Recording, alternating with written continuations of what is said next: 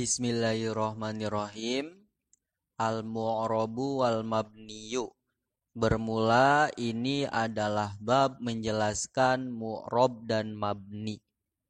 Secara umum, yang namanya mu'rob itu adalah kalimat yang huruf akhirnya berubah-ubah. Ya, kalimat yang huruf akhirnya berubah-ubah itu nanti namanya mu'rob. Dan perubahan akhir sebuah kalimat itu disebabkan oleh amil yang masuk pada dia. Untuk keterangan tentang amil itu bisa dicek dalam kitab Awamil karya Syekh Nawawi Banten. Di sana secara rinci dijelaskan jumlah amil ada 100 dan pembagiannya. Dan kalau seandainya amil sudah masuk pada sebuah kalimat dan kalimat itu akhirnya berubah-ubah disebabkan masuknya amil yang berbeda, maka kalimat tersebut namanya adalah mu'rob dan perubahan tersebut dinamakan sebagai i'rob. Gitu.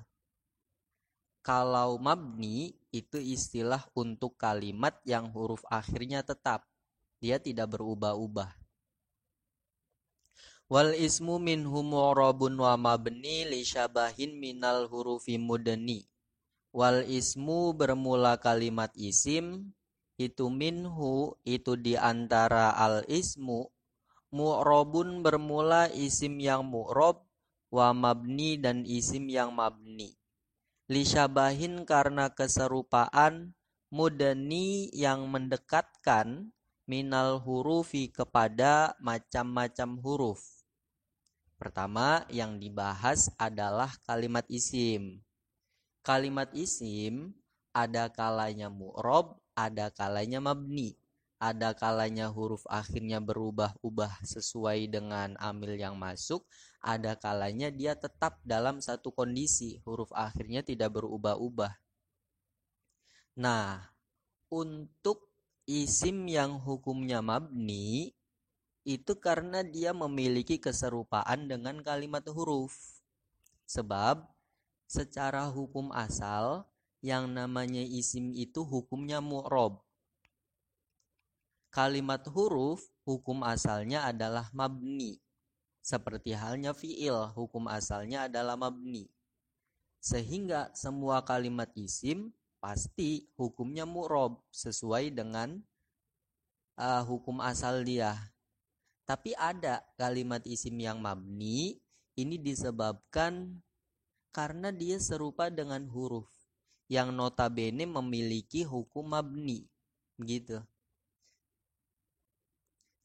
Kasyabahil wad'iyi fismai ji'tana. Kasyabahi seperti keserupaan, al-wad'iyi yang bersifat cetakan. Fismai ji'tana dalam dua isim dari lafaz ji'tana. Keserupaan isim dengan huruf yang pertama adalah keserupaan yang bersifat cetakan. Atau santri salaf biasa menyebutnya syibih wad'i. Seperti dalam contoh ji'tana, tak dan na itu adalah kalimat isim. Dan hukumnya adalah mu'rob. Kenapa? Karena tak dengan na ini serupa dengan huruf. Serupa dari segi apa? Dari segi cetakan atau dari segi wad'i. Karena begini, yang namanya cetakan kalimat isim itu minimal 3 huruf. Kalau kalimat huruf itu bisa 2 huruf, bisa 1 huruf. Artinya kita analogikan dalam kehidupan ya, maksudnya dalam semacam pabrik gitu. Pabrik yang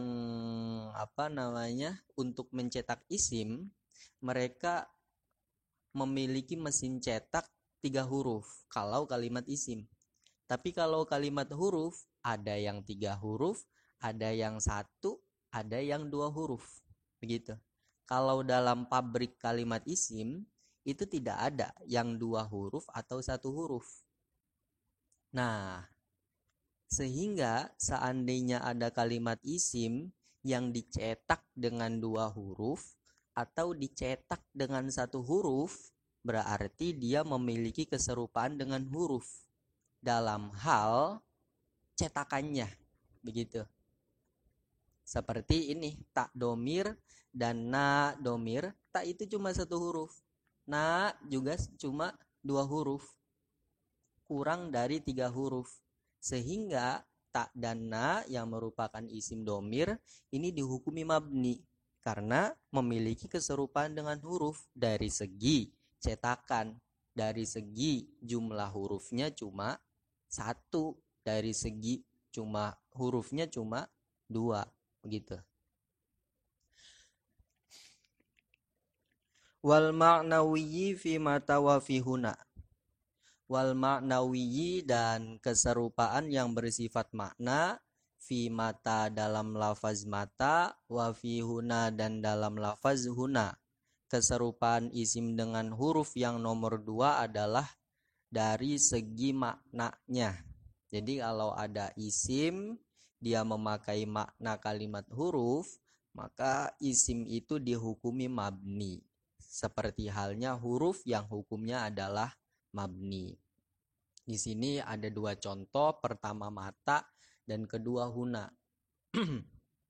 Mata itu merupakan isim istifham atau bisa juga dia isim syarat.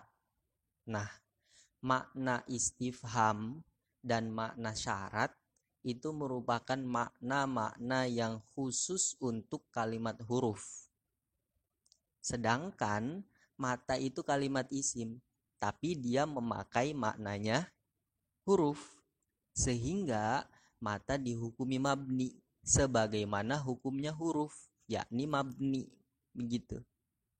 Kalau huna itu isim isyarah.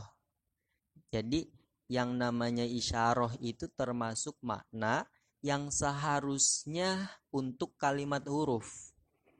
Tapi tidak ada kalimat huruf yang menunjukkan makna isyarah. Dan huna itu adalah kalimat isim yang menunjukkan makna isyarah. Sehingga huna ini adalah kalimat isim yang memakai maknanya huruf, yakni isyarah. Karena memakai maknanya huruf, dia serupa dengan huruf. Karena serupa dengan huruf dari segi makna, maka dia hukumnya mabni. Gitu. Kemudian wa kaniyabatin anil fi'li bila ta'assurin. Wa kaniyabatin dan seperti mengganti anil fi'li dari fi'il bila ta'asurin dengan tanpa terpengaruh amil. Keserupaan yang nomor selanjutnya adalah keserupaan yang bersifat isti'mal, yang bersifat penggunaan. Nah, ini ada 2. Dalam prakteknya ada 2.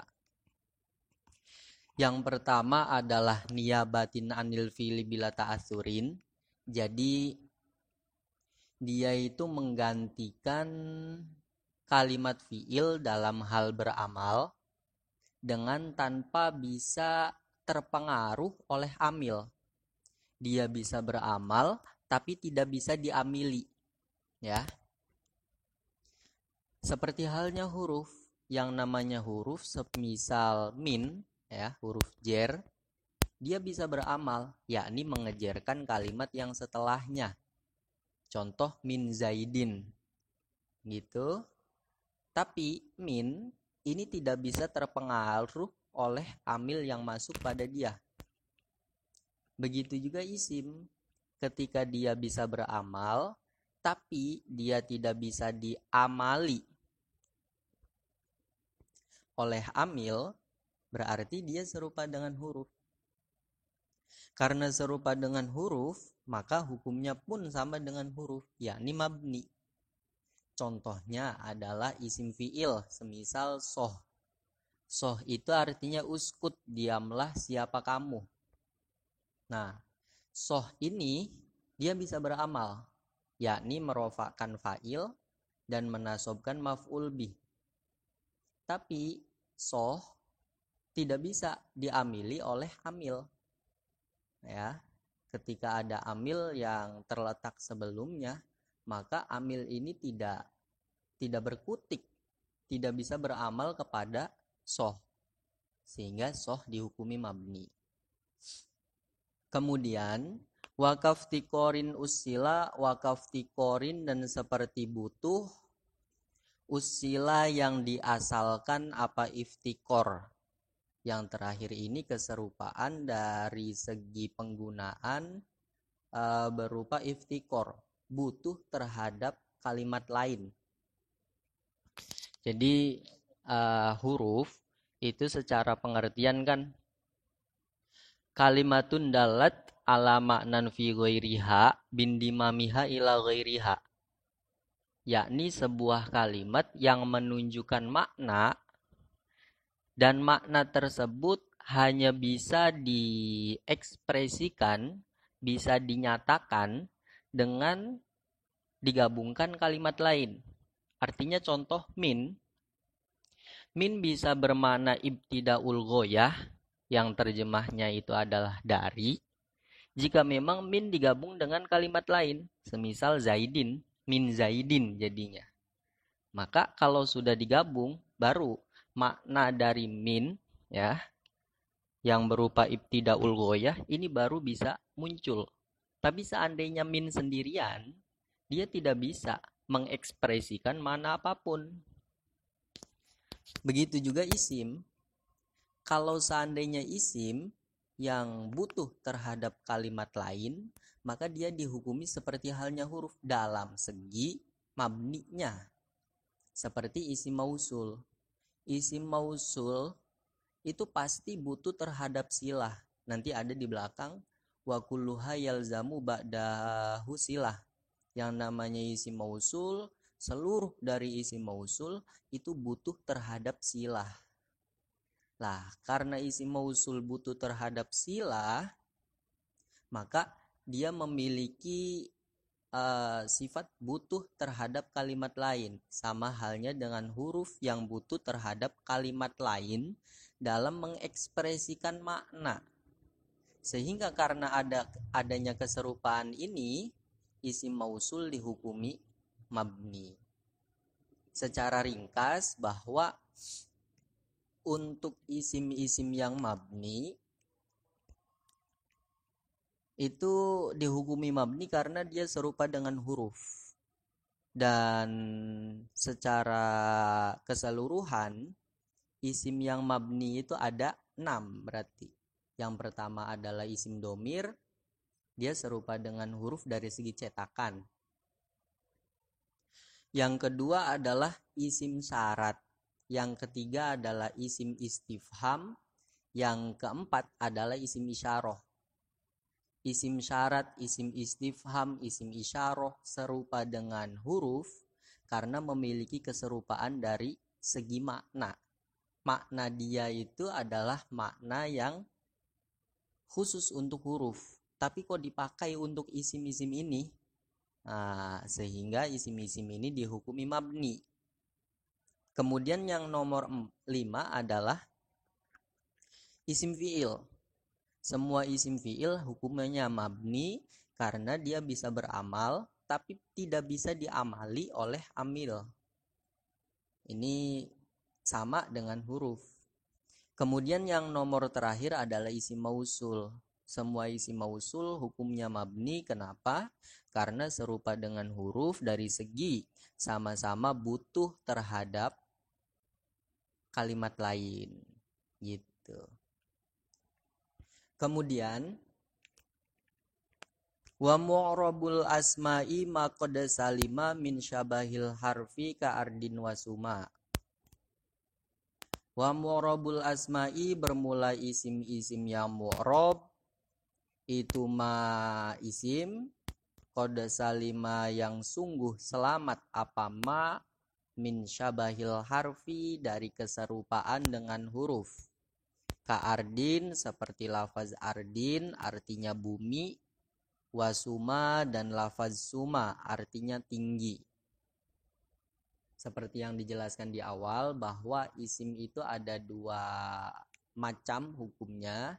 Yang pertama adalah mu'rob, yang kedua adalah mabni. Kenapa isim hukumnya mabni? Karena dia serupa dengan huruf. Kemudian, kenapa isim hukumnya mu'rob? Karena memang hukum asal, satu begitu. Dan untuk isim-isim yang mu'rob, isim-isim yang dihukumi mu'rob, kriterianya adalah dia selamat dari keserupaan dengan huruf. Dia tidak memiliki sisi keserupaan dengan huruf, entah dari segi cetakan, wad'i, atau dari segi makna, maknawi, atau dari segi penggunaan, istiamali. Sehingga isim-isim yang lolos dari keserupaan dengan huruf, maka hukumnya mu'rob. Seperti contoh ardun. Ardun ini tidak memiliki keserupaan dengan huruf dari segi cetakan. Sebab ardun jumlah hurufnya adalah 3. Dan ardun singkatnya ya, dia bukan isim domir. Kemudian dari segi makna, ardun juga tidak memiliki keserupaan dengan huruf. Karena dia tidak memakai makna syartiyah, tidak juga memakai makna istifham, juga tidak memakai makna isyarah. Ya, sehingga dia selamat dari keserupaan dengan huruf dari segi makna. Kemudian dari segi penggunaan, ardun juga dia tidak bisa beramal ke lafaz lain. Dan dia bisa diamali oleh hamil. Gitu. Sehingga dia selamat dari keserupaan isti'mal. Dan dia juga bisa menunjukkan makna tanpa disertakan dengan kalimat lain. Ya, sehingga dia selamat dari seluruh keserupaan dengan huruf, entah itu dari segi cetakan, dari segi makna, atau dari segi isti'mal. Yang ada dua varian ya, isti'mal. Varian yang pertama adalah dia bisa beramal tapi tidak bisa diamali. Yang kedua, dia butuh terhadap kalimat lain untuk menunjukkan makna. Gitu. Sehingga kita bisa tarik kesimpulan lagi bahwa hukum asal isim adalah mu'rob. Kemudian isim bisa keluar dari hukum asalnya, yakni mu'rob, menuju hukum lain, yakni mabni. Kenapa hukumnya berubah? Karena dia memiliki keserupaan dengan kalimat lain, yakni kalimat huruf, sehingga hukumnya pun berubah. Sehingga isim-isim yang hukumnya mu'rob itu adalah isim-isim sejati. Isim-isim yang tidak terkontaminasi oleh pengaruh dari kalimat lain. Nanti dalam bahasa lain, yang namanya isim mu'rob itu namanya adalah mutamakin. Kalau isim mabni namanya adalah ghairu mutamakin. Untuk yang mutamakin, isim mu'rob ya, mutamakin itu mu'rob. Ini ada dua pembagian lagi. Ada kalanya mutamakin amkan. Mutamakin amkan itu adalah isim yang memiliki keserupaan dengan fi'il. Mutamakin ghairu amkan ya maksudnya. Isim yang memiliki keserupaan dengan fi'il. Ada mutamakin amkan, yakni isim yang memiliki keserupaan dengan fi'il. Kalau isim yang memiliki keserupaan dengan fi'il, selain dia dinamakan mutamakin ghairu amkan, dia juga dinamakan isim ghairu munsorif. Ya. Sehingga isim ghairu munsorif atau mutamakin ghairu amkan itu nanti hukumnya ya sama dengan fi'il dalam hal dia tidak bisa menerima tanwin dan tidak bisa menerima kasroh. Sehingga isim yang benar-benar sejati yang tidak terpengaruh oleh kalimat lain, entah itu fi'il ataupun huruf, namanya adalah mutamakin amkan. Sehingga dia secara hukum ya tetap dalam keisimannya. hukumnya mu'rob, juga masih bisa menerima tanwin dan kasroh. Kemudian wa fi'lu amrin wa mudiyin bunya wa a'robu mudori'an in arya. Wa fi'lu amrin bermula fi'il amr, wa mudiyin dan fi'il madi itu bunya dimabnikan apa fi'il amr dan fi'il madi. Wa a'robu dan menghukumi mu'rob siapa ulama mudori'an terhadap fi'il mudore in arya jika kosong apa mudore min nuni taukidin dari nun taukid mubasyirin yang bertemu langsung wa min nuni inasin dan dari nun inas nun yang menunjukkan makna perempuan banyak kayak ru'na manfutin seperti lafaz ya ru'na manfutin maknanya ya ru'na takut siapa para perempuan man terhadap laki-laki futina yang difitnah siapa man. Maksudnya para perempuan takut kepada laki-laki yang membawa fitnah, laki-laki yang mempermainkan perempuan gitu. Nah, sekarang dalam 2 bait ini Syekh Ibnu Malik menjelaskan hukum dari fi'il. Seperti yang diterangkan sebelumnya bahwa fi'il itu ada 3 macam. Ada fi'il madi, ada fi'il amr, ada fi'il mudore. Secara hukum, fi'il madi dan fi'il amr adalah mabni hukumnya. Seperti contoh fi'il madi itu fa'ala, mabni fathah, selamanya dia terbaca fathah. Kecuali ya, tentu ada pengecualiannya. Kalau fi'il amr, dia mabni sukun apabila huruf akhirnya berupa huruf sohih. Contoh uf'ul. Uf'ul, huruf akhirnya itu sukun. Kalau seandainya huruf akhirnya berupa huruf ilat, maka dia mabni pembuangan huruf akhir. Contohnya seperti waza, itu fi'il amrnya adalah uzu. Asalnya adalah uzu, karena dia fi'il amr, maka ditetapkan bentuk membuang huruf ilat yang akhir, yakni huruf wawu yang akhir, sehingga menjadinya uzu. Gitu. Hukum fi'il amr dan fi'il madi adalah mabni. Kemudian kalau fi'il mudore, hukumnya adalah mu'rob. Tapi dengan catatan, dia terhindar dari pertemuan dengan nun taukid. Ya, dan terhindar dari pertemuan dengan nun inas. Seperti contoh yaf'ulu. Yaf'ulu itu kalau kemasukan amil nasob, lan contohnya, maka dia bacanya lan yaf'ula, berubah jadi fathah. Tadinya yaf'ulu, kemasukan lan jadinya lan yaf'ula. Kalau kemasukan amil yang menjazmkan, contohnya lam, maka bacanya lam yaf'ul. Nah, berubah lagi. Dari yaf'ulu menjadi lan yaf'ula, kemudian lam yaf'ul. Itu membuktikan bahwa yaf'ulu yang notabene adalah fi'il mudore, hukumnya mu'rob. Huruf akhirnya bisa berubah-ubah sesuai dengan tuntutan amil yang masuk. Tapi ketentuan fi'il mudore dihukumi mu'rob jika dia tidak bertemu langsung dengan nun taukid. Kalau bertemu dengan nun taukid, maka dia hukumnya mabni fathah. Contoh yaf'ulu ya, kemasukan nun taukid sakilah, jadinya yaf'ulanna. Gitu. Yaf'ulanna, huruf akhirnya yaf'ulu yakni lam harus terbaca fathah dan tetap terbaca fathah. Yaf'ulanna, kemasukan amil nasob ya bacanya lam lan yaf'ulanna, kemasukan amil jazm ya bacanya lam yaf'ulanna, tetap dalam kondisi fathah. Begitu.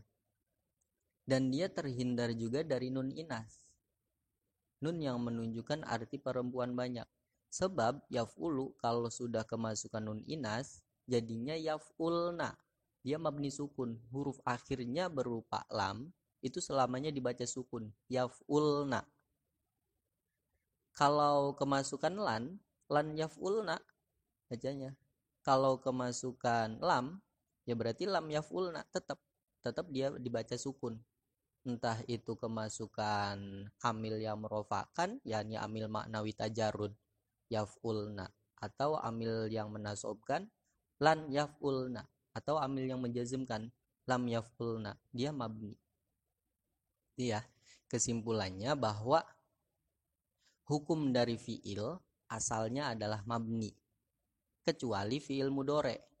Kalau fi'il mudore hukumnya mu'rob, tapi dengan catatan dia bisa dihukumi mu'rob jika tidak bertemu dengan nun taukid atau nun inas. Wa kullu harfin mustahiqun lil bina, wa kullu harfin bermula semua kalimat huruf itu mustahikun yang berhak lil bina terhadap hukum mabni. Hukum dari semua kalimat huruf adalah mabni. Tidak ada ceritanya kalimat huruf hukumnya mu'rob, itu tidak ada. Wal aslu bermula hukum asal fil mabniyi dalam lafaz yang hukumnya mu'rob, yang hukumnya mabni, fil mabniyi dalam lafaz yang hukumnya mabni, ayyusakkana adalah disukun, apa mabni, wa minhu dan itu diantara mabni, zu fathin bermula mabni fathah, wa zu kasrin dan mabni kasroh, wa dom dan mabni dommah. Ka aina seperti lafaz aina artinya di mana, amsi dan lafaz amsi artinya kemarin, haitsu dan lafaz haitsu artinya sekiranya. Wasakinu bermula yang mabni sukun itu kam, yakni lafaz kam artinya berapa atau beberapa. Kemudian mabni seperti pengertian yang di depan ya, sebuah kalimat yang huruf asalnya tetap dalam satu keadaan, tidak berubah-ubah.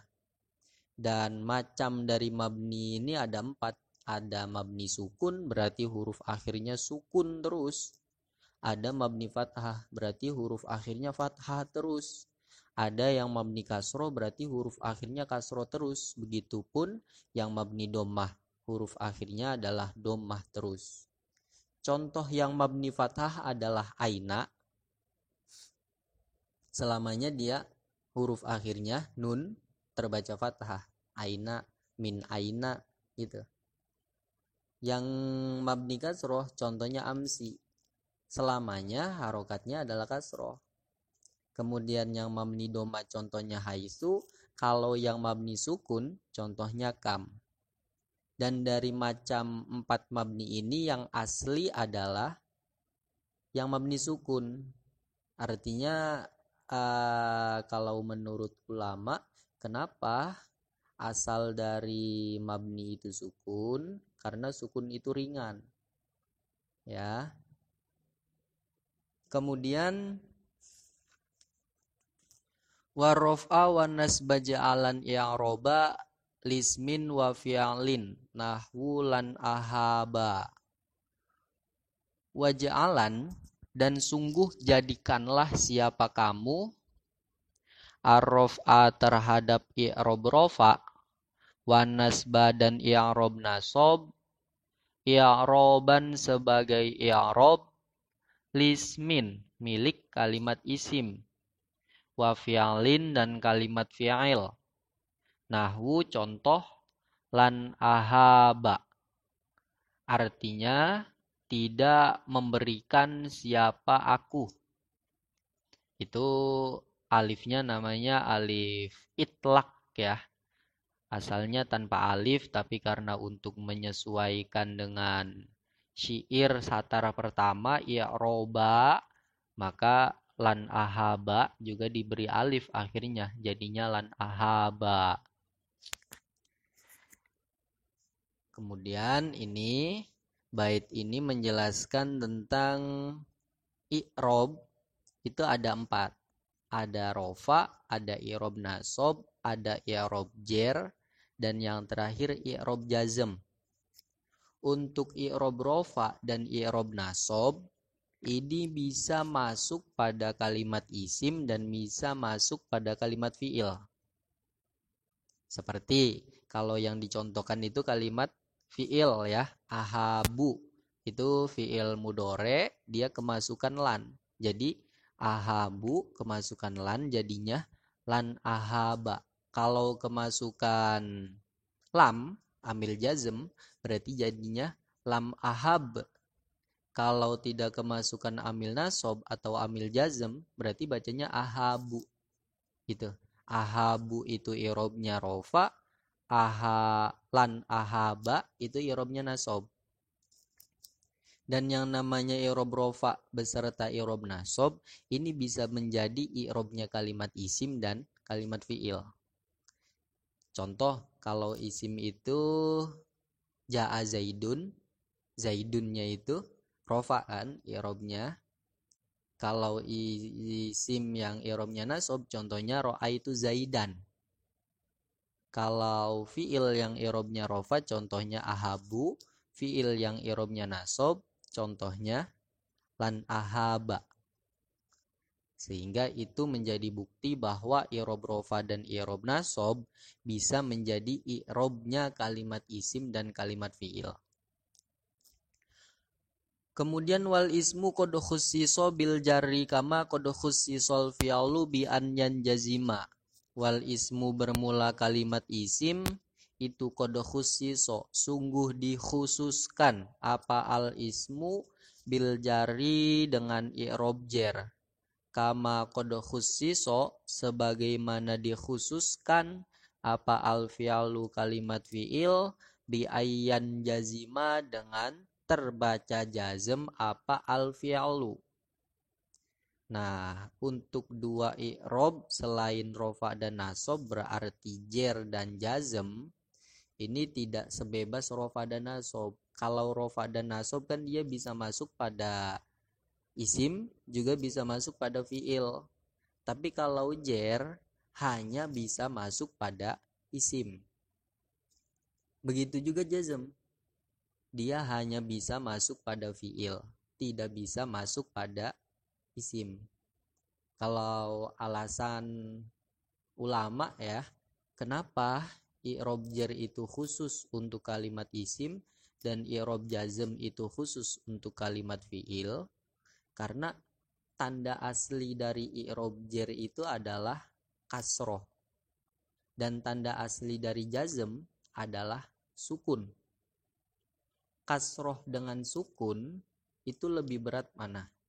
Jelas, lebih berat kasroh. Lebih berat ngomong daripada diem. Sukun itu artinya mati kan, diam. Kasroh itu ya ngomong, kasroh. Nah, isim itu menunjukkan satu arti, yakni zat atau hadas. Seperti Zaidun, artinya ya orang yang bernama Zaid, sudah. Tapi kalau fi'il, selain dia menunjukkan hadas, dia juga menunjukkan zaman. Seperti contoh fa'ala, artinya melakukan. Melakukan itu namanya hadas. Selain dia menunjukkan makna hadas yakni melakukan, dia juga menunjukkan makna zaman. Telah melakukan, begitu. Zamannya telah lampau, karena fi'il madi. Sehingga yang namanya isim itu ringan, karena dia hanya menunjukkan satu makna, yakni zat atau hadas ya. Fi'il berat, karena menunjukkan dua makna sekaligus, yakni hadas beserta zaman. Dan yang namanya jazm, tanda aslinya adalah sukun, ringan. Dan i'rob jar, tanda aslinya adalah kasroh, berat, dibandingkan dengan sukun. Sehingga yang berat berupa jar, ini diberikan kepada isim yang ringan. Dan jazm yang ringan diberikan kepada yang berat, yakni fi'il. Sehingga antara isim dan fi'il ini terjadi keseimbangan gitu. Yang tadinya isim lebih ringan daripada fi'il dari segi arti, tapi dalam masalah i'rob keringanan isim itu tertambal oleh i'rob yang khusus masuk pada dia, yakni jer. Dan beratnya fiil terkurangi oleh ringannya jazm. Gitu. Itu filosofi kenapa i'rob jer hanya bisa masuk pada kalimat isim, dan i'rob jazm kenapa hanya bisa masuk pada kalimat fiil, tidak bisa masuk pada kalimat isim. Farfa bidomin wansiban fathan wajur kasron kadzikrullahi abdahu yasur. Farfa, rofakanlah siapa kamu, bidomin dengan tanda dommah, wansiban, dan sungguh nasobkanlah siapa kamu, fathan dengan tanda fathah, wajur, dan jerkanlah siapa kamu, kasron dengan tanda kasroh. Kadzikrullahi abdahu yasur, seperti lafaz zikrullahi abdahu yasur, maknanya zikrullahi bermula mengingat Allah itu yasuru membahagiakan, apa zikrullah abdahu terhadap hambanya Allah, atau kalau dalam redaksi lain itu indahu ya. Kalau indahu itu artinya ya mengingat Allah itu bisa membahagiakan Allah, artinya bernilai pahala, itu dihitung pahala oleh Allah. Kalau redaksi abdahu berarti mengingat Allah itu bisa membuat bahagia terhadap hambanya Allah. Maksudnya kita seandainya zikir kepada Allah bisa membuat kita bahagia, bisa membuat kita tenang, dan seterusnya. Wajazim bitaskinin, wajazim dan jazmkanlah siapa kamu, bitaskinin dengan tanda sukun. Wa ghairuma bermula selain tanda, zukiro yang disebutkan apa ma, itu yanubu mengganti apa ghairuma. Nahwu contoh ja'akhu bani namir, maknanya ja telah datang siapa akhu bani namir, saudara bani namir. Kemudian ini kan i'rob ada 4 ya. Kemudian dijelaskan oleh Syekh Ibnu Malik tanda masing-masing dari i'rob 4 tersebut. Tanda asal dari masing-masing i'rob 4 tersebut. Kalau i'rob rofa tanda aslinya adalah dhammah. Kalau i'rob nasab tanda aslinya adalah fathah. Kalau i'rob jer tanda aslinya adalah kasroh.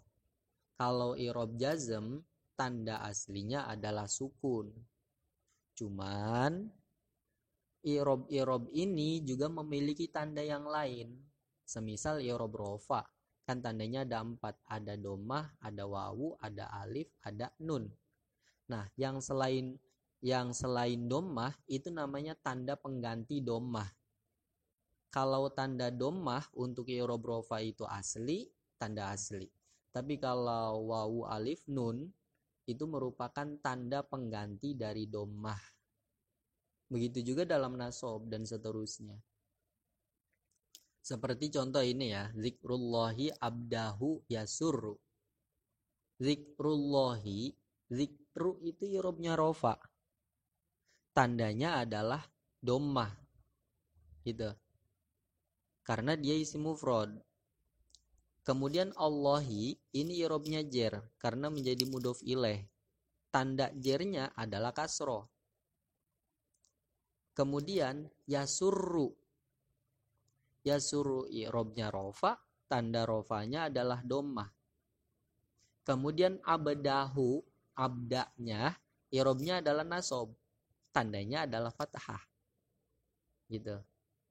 Hu mahal i'robnya adalah jer sebab menjadi mudhof ilaih. Kenapa dikatakan mahal i'rob? Karena hu itu isim domir. Isim domir itu hukumnya mabni. Kalau lafaz yang hukumnya mabni memakai istilah mahal i'rob. Tapi seandainya kalimat yang hukumnya mu'rob, langsung kita pakai istilah i'robnya adalah rofa. Tapi kalau lafaz yang mabni istilahnya adalah mahal i'robnya adalah rofa, nasab, atau jer, begitu. Sehingga dari contoh ini bisa terwakilkan Zikru yang irobnya rofa tandanya adalah domah, Allahi yang irobnya jer tandanya adalah kasroh, abdahu yang abdanya yang irobnya nasob tandanya adalah fathah. Kemudian contoh yang satunya adalah ja'akhu bani namir. Ini asalnya adalah ja'a ya. Ja'a. Kemudian karena biasa kalau dalam syair itu banyak pembuangan, banyak penambahan karena untuk menyesuaikan ketukan nadanya. Ja'a aku lah, aku ini irobnya adalah rofa. Tanda rofanya adalah wawu ya, wawu yang di akhir lafaz aku itu. Kenapa tandanya wawu? Karena dia asmaul khomsah. Nah, tanda rofa dari aku berupa wawu ini merupakan tanda pengganti dari domah. Gitu ya. Kemudian bani, irobnya adalah jer, sebab dia menjadi mudhof ilaih. Tanda irobnya apa? Tanda irob jernya ya. Nah, kenapa tandanya ya? Karena dia asmaul khomsah. Kenapa tandanya ya? Tanda ya dari lafaz bani, tanda jernya bani, yakni ya, itu merupakan tanda pengganti dari kasroh. Begitu nanti. Ya gitu ya. Jadi dari mulai warof awanas bajalan iroba sampai yanubuna ujahu bani namir itu penjelasan pertama. Poin-poinnya adalah irob macamnya ada 4. Kemudian dari keempat irob ini yang bisa masuk pada kalimat isim adalah rofa, nasob, dan jer.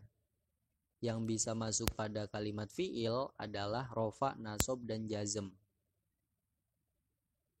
Di sini tidak ada pembahasan tentang kalimat huruf. Sebab kalimat huruf itu hukumnya mabni. Kalau hukumnya mabni ya tidak ada pembahasan dalam masalah i'rob. Gitu. Kemudian tanda asli dari i'rob rofa adalah domah, tanda asli dari i'rob nasob adalah fathah, tanda asli dari i'rob jer adalah kasroh, dan tanda asli dari i'rob jazm adalah sukun. Untuk tanda-tanda yang lain seperti wawu, alif, nun, ya, dan seterusnya itu merupakan tanda pengganti dari tanda asal. Begitu.